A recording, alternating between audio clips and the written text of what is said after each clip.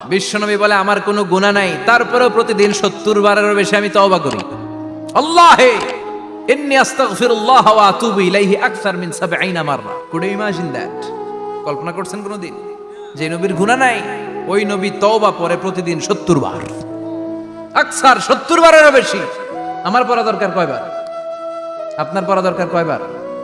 বিশ্বনবী 70 বারের বেশি বলে আমাদের পড়া দরকার কয়বার? আর আমরা প্রতিদিন পড়ি কয়বার? কথা কন।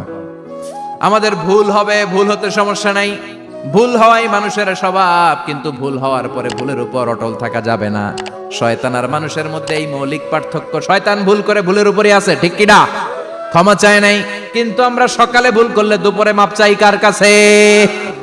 19 সালে ভুল করলে 20 সালে মাপ চাই কার কাছে? মৃত্যুর আগ পর্যন্ত আমরা ক্ষমা চাইলে ক্ষমা করে দিবে কে? সব সময় 24/7